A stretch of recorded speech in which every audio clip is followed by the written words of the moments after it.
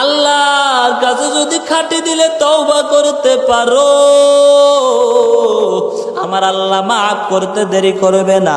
আত্তাইবু মিনাজ যামবি কামাল্লা যামবা লাহু, তওবাকারী ব্যক্তি ওই ব্যক্তির মতো যেই ব্যক্তির কোনো গুনাহ নাই। যেই বান্দা আজ দুনিয়াতে যেই বাচ্চা শিশু জন্মগ্রহণ করেছে, নবী বলে ওই বাচ্চা যেমন নিষ্পাপ, যেমন তার কোনো গুনাহ নাই।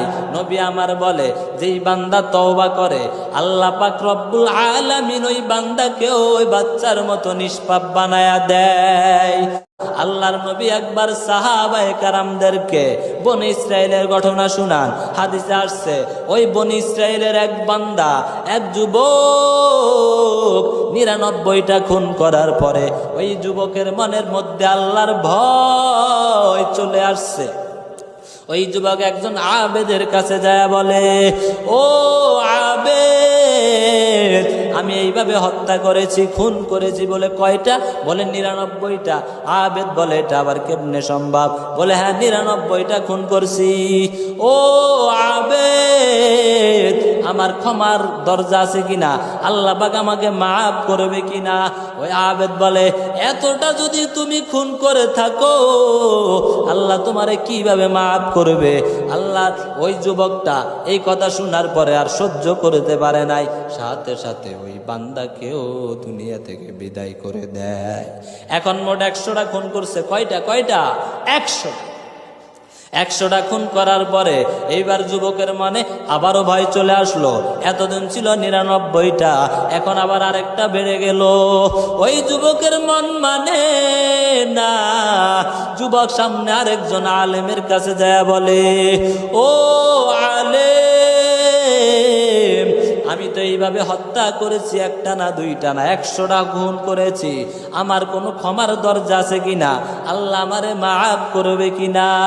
ওই আলেম ডাক দিয়া বলে, তুমি যত বড় অন্যায় করো না কেন, আমার আল্লাহ মাফ করবে, তবে এলাকার পরিবেশে তুমি থাকতে পারবা না।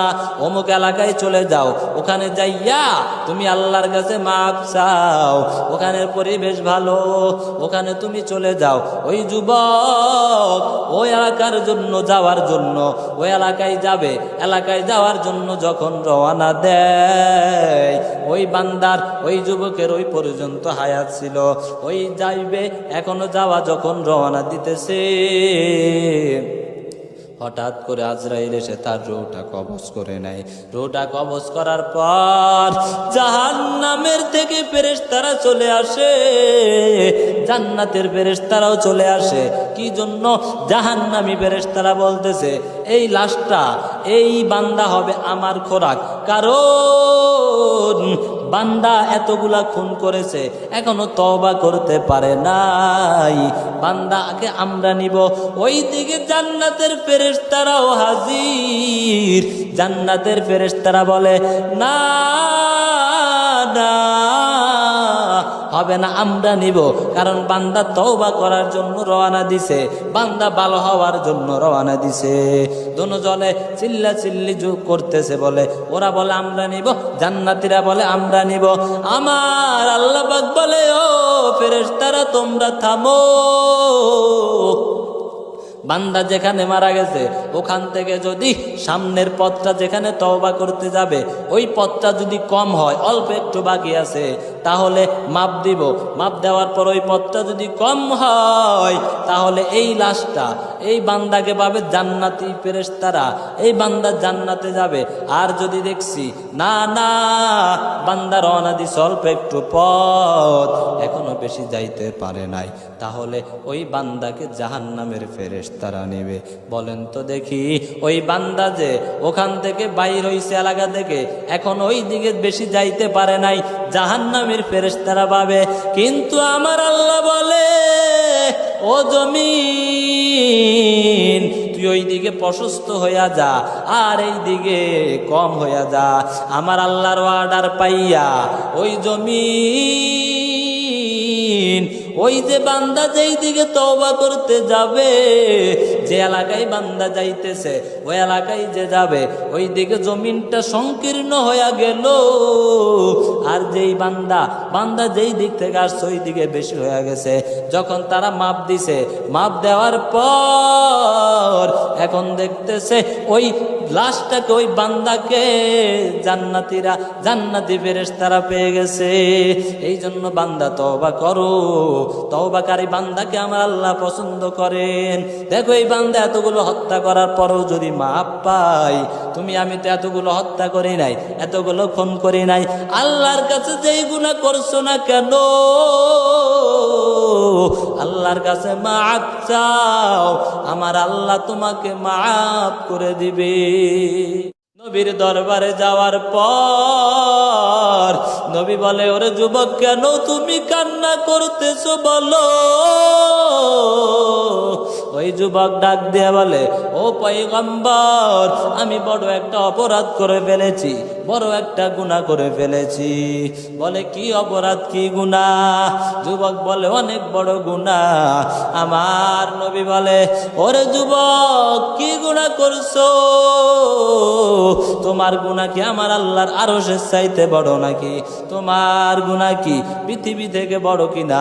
ওই যুবক ডাক দিয়া বলে, ও পয়গম্বর, আমার আল্লাহর আরশ থেকে আমার গুনাহ বড়। বলে কি গুনাহ করছ? ওই যুবক ডাক দিয়া বলে, ও পয়গম্বর, আমি পেশাগতভাবে একজন কাপন চোর, আমি কাপন চুরি করি। যদি এলাকায় যখন আমি শুনি যে এলাকায় একটা লাশ দাফন হইছে, ওই লাশ থেকে কাপন চুরি করে এনে বিক্রি করে আমি আমার রুজির ব্যবস্থা করি। ও পয়গম্বর, তো বলে কি হইছে? কাপন চুরি করে, এটা তো অনেক বড় অপরাধ। বলে, ও পয়গম্বর, আমি এর চাইতে আরো একটা বড় অপরাধ করেছি। বলে কি অপরাধ শুনি? ওই যুবক ডাক দিয়া বলে, ও পয়গম্বর, একদিন রাত্রের বেলা একটা কাপন যখন চুরি করতে যাই, ওই কাপনটা যখন আমি চুরি করতে যাই, কবরটা যখন খনন করি, কবর খনন করার পর যখন আমি কাপন টান দিয়ে দেখতেছি একটা যুবতীর লাশ, আর যুবতীটা দেখতে অনেক সুন্দর, অনেক সুন্দর। শয়তান আমাকে ধোঁকা দেয়, ওরে যুবক, ও কাপন চোর, আজ এই সুযোগ যদি কাজে না লাগাইতে পারো, তাহলে তোমার মতো একজন এত পোড়া কপাল আর কেউ হতে পারে না।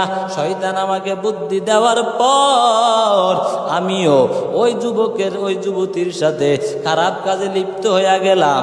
ওই যুবতীর সাথে খারাপ কাজে লিপ্ত হওয়ার পর আমি আমার যৌন চাহিদা মিটানোর পর আমি আস্তে আস্তে যখন চলে আসব, আমি যখন চলে আসতেছি, আমার মনে হয় যুবতীটা পিছন দিয়া ডাক দেয়, বলে, ও যুবক। আমার থেকে ভয় লেগে গেল।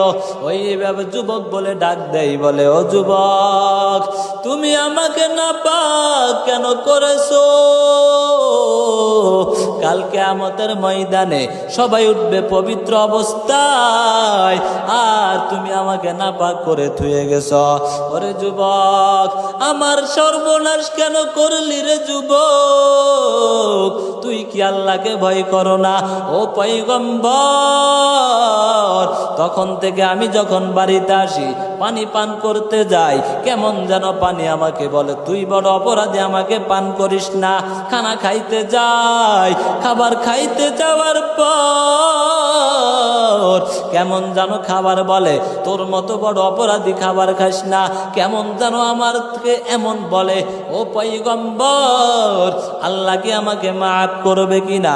এই ঘটনা আল্লাহর নবীর কাছে বলার পর আল্লাহর নবী বলে, ও যুবক,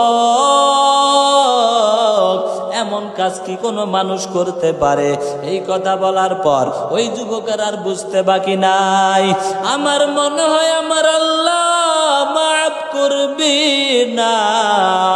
এই জন্য যুবক ওখান থেকে চলে আসে। নবী যখন এটা বলছে, কোন কাজ কি এমন কাজ কোনো মানুষে করতে পারে নাকি? এটা বলার পরে ওই যুবক ওখান থেকে চলে আসে। পাহাড়ের চূড়ায় উঠে ওই যুবক আল্লাহর কাছে কান্না করে, ও দয়ার মালিক, তোমার মতো রহমান আর কেউ নাই। ও আল্লাহ, দুনিয়াতে নবীও আমাকে ফিরাইয়া দিছে। ও আল্লাহ, তুমি যদি আমারে ফিরাইয়া দাও, ও আল্লাহ, আমার আর কেউ নাই। আল্লাহর কাছে যুবক পাহাড়ের চূড়ায় দাঁড়ায়া উঠে এইভাবে কান্না করতেছে, ও আল্লাহ, আমার মতো বড় জালেম আর কেউ নাই। যুবক দাঁড়ায়া উঠে এইভাবে যখন কান্না করে, আর সাইয়্যিদুল ইস্তেগফার পড়ে যুবক কান্না করে।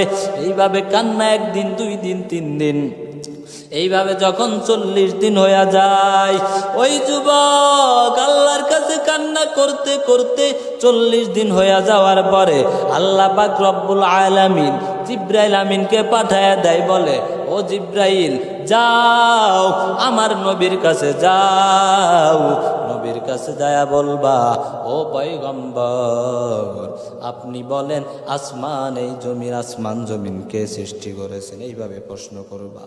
ওই জিব্রাইল আমিন নবীর দরবারে এসে বলে, ও পয়গম্বর, আল্লাহ পাক আমাকে আপনার কাছে পাঠাইছে।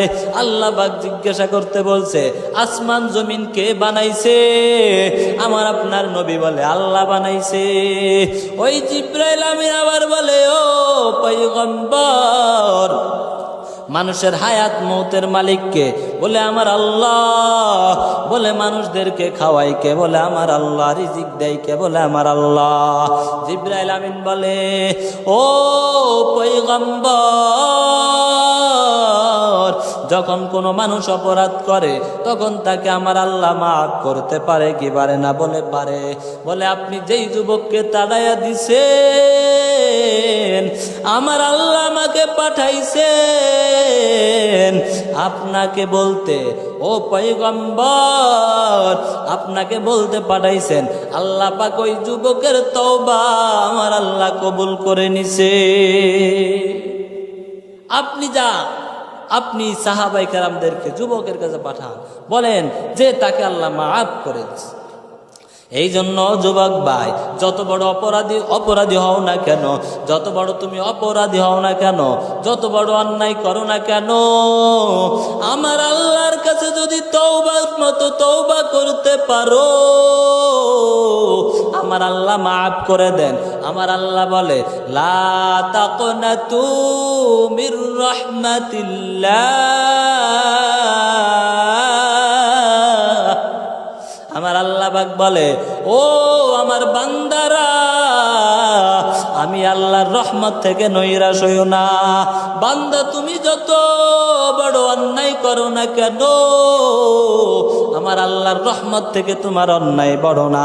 বান্দা, তুমি যত বড় গুনাহ করো না কেন, আমার আল্লাহ রহমত থেকে বড় না।